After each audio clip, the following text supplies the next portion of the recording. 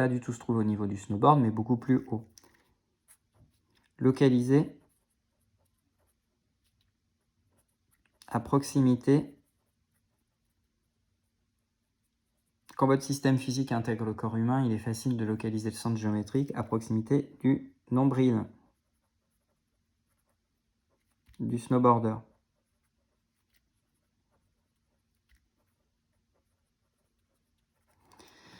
Par conséquent, nous avons la réponse immédiate à la question 11. Est-ce bien le point qui a été repéré sur chacune des chronophotographies? Non.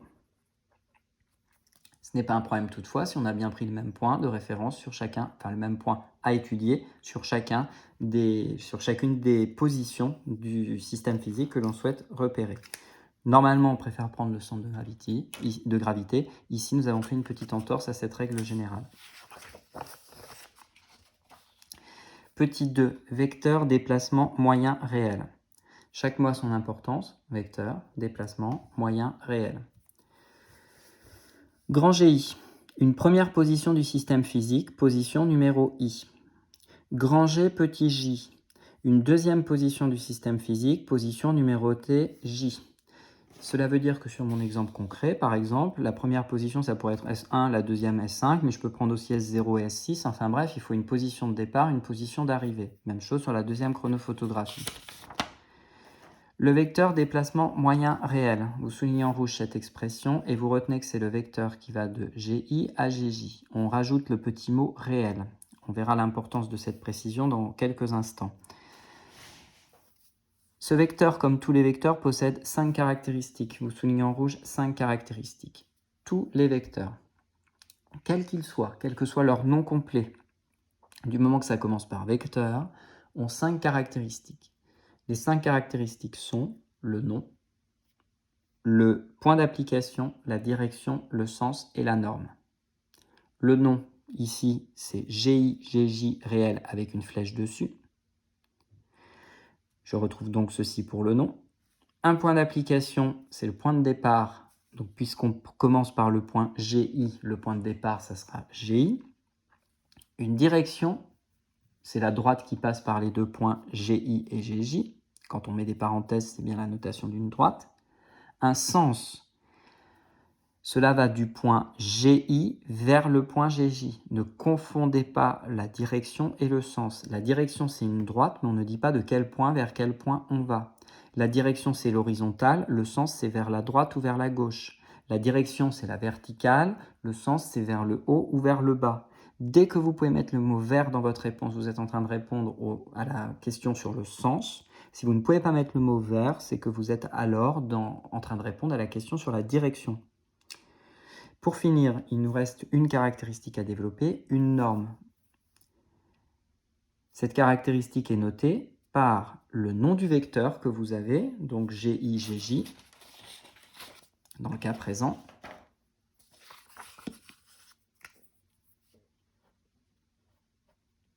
Réel. Ça, c'est le vecteur, dès qu'on met une flèche dessus. Et ensuite, pour avoir la norme, vous avez deux possibilités pour l'écrire. Soit vous mettez une double barre devant, une double barre derrière, et vous vous contentez de recopier le nom du vecteur. Soit vous enlevez la flèche vectorielle, et vous écrivez juste GI, GJ réel. Quand vous avez un vecteur, vous devez être capable de donner la liste de ces 5 caractéristiques et à partir de la liste de ces 5 caractéristiques, de dire concrètement quelles sont ces caractéristiques pour ce vecteur que l'on vous demande d'étudier. Puisqu'il s'agit d'un vecteur déplacement, vous déplacez d'une certaine distance, la norme pour ce vecteur est exprimée en mètres.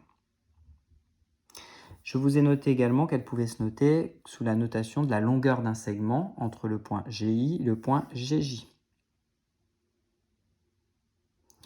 Vous soulignez en rouge les 5 caractéristiques, c'était fait. Vous soulignez nom, point d'application, direction, sens et norme. Et j'espère que vous n'avez pas besoin d'apprendre par cœur les caractéristiques que l'on vient de donner, surtout quand on aura fait un ou deux exemples sur ce sujet-là. Méthodologie. Tracez le vecteur déplacement moyen sur un document, donc GI, GJ, doc. On commence à voir l'importance de préciser si c'est réel ou si c'est sur le document. Mettre une croix sur le point GI. Tracer le segment GI-GJ, doc. Flécher ce segment en GJ. Je suis parti du point GI, j'arrive donc en GJ. Je mets la flèche en point GJ. Indiquer le nom de ce vecteur sur le document. Ça sera GI-GJ sur le document. Remarque, il est possible d'accéder à la norme de GI-GJ réelle à partir de GI-GJ document grâce à l'échelle spatiale du document. Je vous rappelle, c'était la première question que nous avions traitée en introduction. On vous demande donc de tracer le vecteur déplacement moyen réel pour le vecteur S0, S7 doc sur la première chronophotographie et S0, S9 doc sur la deuxième chronophotographie. Alors, je vais pouvoir regarder tout de suite chacune de ces deux chronophotographies et je peux constater que pour tracer le vecteur S0, S7 doc sur la première, eh bien mon schéma est déjà un tout petit peu chargé. Donc quand c'est comme ça, pour éviter d'alourdir un peu plus, on va décaler un tout petit peu notre point d'application. Je viens le mettre sur S0. Je sais que je dois aller jusqu'en S7, donc je me suis décalé un tout petit peu par rapport au vrai point, mais ça va me permettre de tracer les choses plus clairement. Et je vais tracer le segment qui va de S0 à S7. Je ne vais pas mettre une croix lorsque j'arrive en S7, mais je vais mettre une flèche. Voilà le vecteur qui s'appelle S0, S7. J'oublie pas la flèche pour dire que c'est un vecteur, et cela figure sur le document. J'ai un vecteur, il a 5 caractéristiques. Le point d'application S0. La direction, c'est la droite qui passe par S0 et S7. Le sens, il va de S0 vers S7. Pour finir, le nom a été apposé sur le schéma. Et la norme, c'est la longueur qui va de S0 à S7, la longueur de ce segment. Sur le deuxième document, chronophotographie numéro 2, je vais également décaler un tout petit peu le point S0 pour bien le signifier. Et je vais pouvoir ajouter le point S9. Même chose, je vais décaler un tout petit peu pour bien pouvoir tracer. Voilà. Ici, un vecteur qui va de S0 à S9. Sur le document, j'ai ajouté son nom. Le point d'application, c'est bien S0. Ça part de S0. Je vais jusqu'à S9. La direction, c'est la droite qui passe par S0 et par S9. Le sens, c'est de S0 vers S9. Et pour finir, je vais évidemment avoir une norme qui pourrait se mesurer sur le schéma. Attention, pour la mesure, il ne faut pas que je prenne mes points décalés, il faut que je prenne des vrais points pour être sûr de faire quelque chose de précis.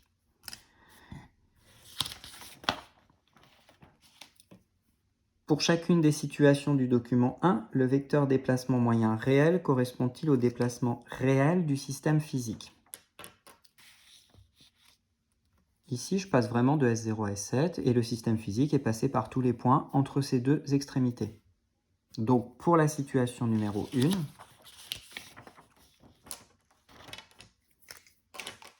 je suis en train de traiter la question 13. Et je suis en train de traiter la première situation. Pour la situation numéro 1, disais-je, le vecteur déplacement moyen réel correspond au déplacement réel du système physique.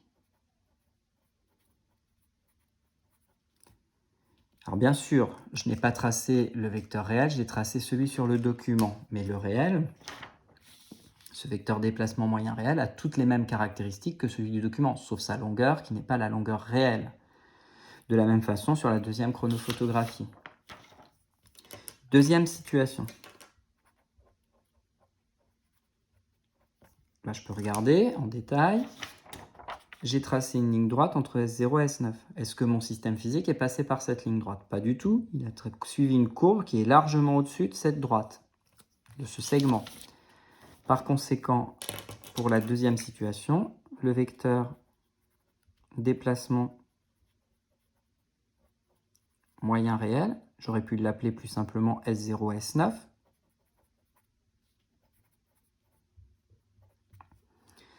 ne correspond pas